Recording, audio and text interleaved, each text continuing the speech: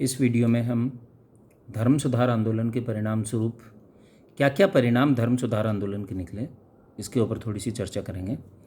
तो काफ़ी सारे परिणाम हमें यूरोप में धर्म सुधार आंदोलन के फलस्वरूप दिखाई देते हैं। एक एक करके उनके ऊपर हम चर्चा करेंगे।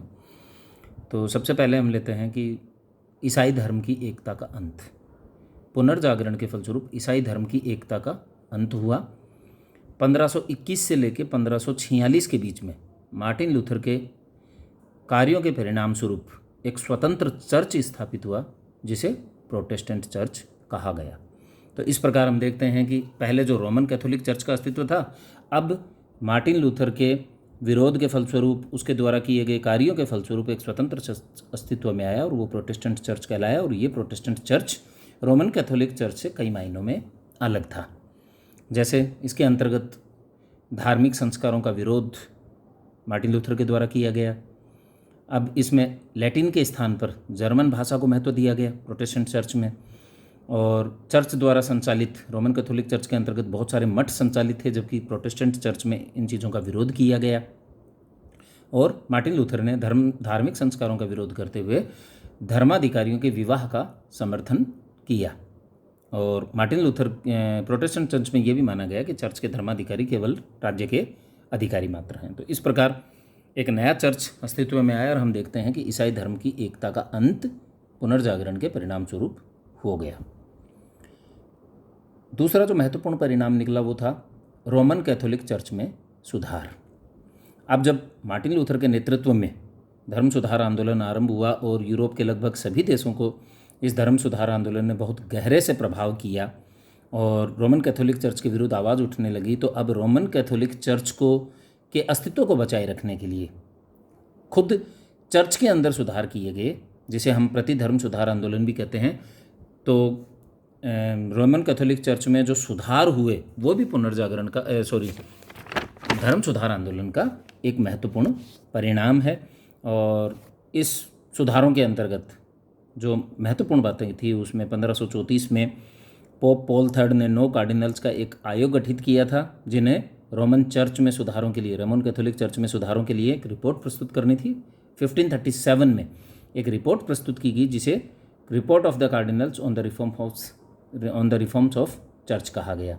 इसी प्रकार काउंसिल ऑफ ट्रेंट को हम देखते हैं कि 18 वर्षों के दौरान 1545 से लेकर 1563 तक 18 वर्षों के दौरान 25 सम्मेलन आयोजित किए गए और प्रत्येक सम्मेलन में 200 धर्माधिकारी भाग लेते थे। और काउंसिल ऑफ ट्रेंट के अंतर्गत अनेक प्रकार के संगठनात्मक और सुधारात्मक कार्य किए गए। तो इस प्रकार हम देखते हैं कि रोमन कैथोलिक चर्च में सुधार भी धर्म सुधार आंदोलन के परिणाम स्वरूप होने लगे। तीसरा जो महत्वपूर्ण परिणाम निकला वो था धर्म को लेकर मतभेदों की उत्पत्ति हुई। ये वही बात है जो हम कर चुके हैं कि जब प्रोटेस्टेंट चर्च एक नया चर्च स्थापित हो गया, तो अब धर्म को लेकर काफ़ी टकराव भी इसकी वजह से हमें देखने को मिलते हैं। चौथा जो महत्वपूर्ण परिणाम निकला वो था धार्मिक असहिष्णुता की भावना का विकास। धर्म सुधार आंदोलन के फलस्वरूप यूरोप में लगभग 30 वर्षों तक खून खराबा होता रहा। और इस संदर्भ में हम खूनी मेरी, ब्लडी मेरी, जो ब्रिटिश इतिहास में ब्लडी मेरी के नाम से फेमस है, इसका उदाहरण भी हम ले सकते हैं, जिसके इस काल में प्रोटेस्टेंट धर्म के समर्थकों का बड़े पैमाने पर कत्लेआम किया गया। तो इस प्रकार धार्मिक असहिष्णुता की भावना का विकास भी हमें धर्म सुधार आंदोलन के परिणाम स्वरूप दिखाई देता है। धर्म सुधार आंदोलन के परिणामस्वरूप धार्मिक सहिष्णुता का विकास भी हुआ।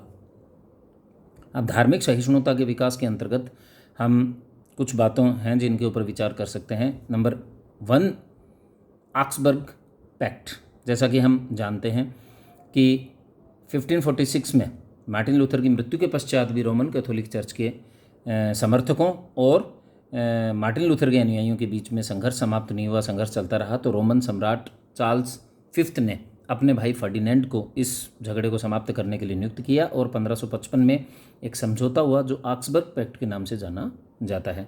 और इस ऑक्सबर्ग पैक्ट की जो महत्वपूर्ण बातें थी वो ये थी कि प्रोटेस्टेंट धर्म को एक स्वतंत्र धर्म के रूप में मान्यता दी गई। ये निश्चित किया गया कि चर्च की संपत्ति चर्च के पास ही रहेगी, लेकिन भविष्य में राज्य द्वारा उसे और कोई संपत्ति नहीं दी जाएगी। और एक जो सबसे महत्वपूर्ण बात ये थी कि इसमें यह स्वीकार किया गया कि अब राजा का धर्म ही राज्य का धर्म होगा। तो धार्मिक सहिष्णुता का विकास के अंतर्गत एक महत्वपूर्ण बिंदु है ऑक्सबर्ग पैक्ट। इसी के अंतर्गत दूसरा जो बिंदु हम ले सकते हैं वो है एडिक्ट ऑफ नैंट्स 1598। एडिक्ट ऑफ नैंट्स के अंतर्गत फ्रांस के सम्राट हेनरी फोर्थ ने ह्यूगोनोट्स को फ्रांस में जो जॉन कैल्विन के जो अनुयायी ह्यूगोनोट्स कहलाते थे, तो ह्यूगोनोट्स को धर्म की स्वतंत्रता फ्रांस के सम्राट हेनरी फोर्थ ने 1598 में एडिक्ट ऑफ नैंट्स के द्वारा दी। तो धार्मिक सहिष्णुता के विकास के अंतर्गत एडिक्ट ऑफ नैंट्स भी एक महत्वपूर्ण बिंदु है। उसी प्रकार से इंग्लैंड में हम क्वीन एलिजाबेथ फर्स्ट, जिसका कार्यकाल 1558 से लेकर 1603 तक था, उसके कार्यकाल को भी ले सकते हैं, क्योंकि इसके समय में काफ़ी धार्मिक सहिष्णुता का विकास, एंग्लिकन चर्च की स्थापना हुई इंग्लैंड में और धार्मिक सहिष्णुता की भावना का विकास हुआ।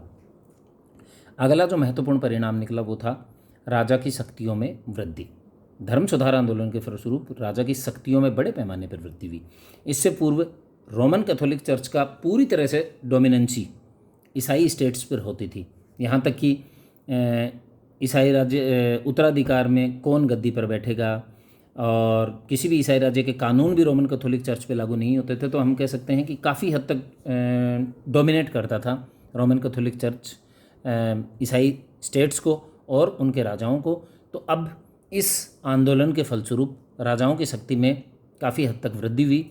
इसके अंतर्गत हम हेनरी VIII इंग्लैंड के शासक को देख सकते हैं, जिसने अपने राज्य के चर्च को रोमन कैथोलिक चर्च से अलग किया। इसी प्रकार जितने भी और यूरोप में काफ़ी सारे ऐसे राज्य थे जहाँ के शासकों ने अपने राज्य के चर्च को रोमन कैथोलिक चर्च से अलग कर लिया और धर्म सुधार आंदोलन के फलस्वरूप राजा की शक्तियों में वृद्धि होते हुए हम देखते हैं। इसका एक अन्य महत्वपूर्ण परिणाम निकला कि इससे धार्मिक साहित्य का विकास भी हमें दिखाई देता है। इसके अंतर्गत हम मार्टिन लूथर की कृतियाँ देख सकते हैं, जैसे 95 थीसिस, जिनको रिटन स्टेटमेंट ऑफ बिलीफ भी कहते हैं, और the captivity of Babylonian church, the freedom of Christian man. ये कुछ महत्वपूर्ण कृतियाँ हैं मार्टिन लूथर की। और इग्नेशियस लोयोला, जिसने स्पिरिचुअल एक्सरसाइजेज नामक किताब लिखी। तो इस प्रकार धार्मिक साहित्य का भी बड़े पैमाने पर विकास धर्म सुधार आंदोलन के परिणाम स्वरूप हुआ। और धर्म सुधार आंदोलन का एक अन्य महत्वपूर्ण परिणाम ये निकला कि अब शिक्षा के क्षेत्र में विकास हुआ और केवल जो जनमानस के ऊपर रोमन कैथोलिक चर्च का जो दबाव था वो काफ़ी हद तक हटा। लोग चर्च के दायरे से बाहर निकलकर भी अब सोचने लगे और केवल चर्च के जो आडंबर थे शिक्षा के विकास के फलस्वरूप अब धीरे धीरे इन आडंबरों से लोगों का विश्वास हटने लगा।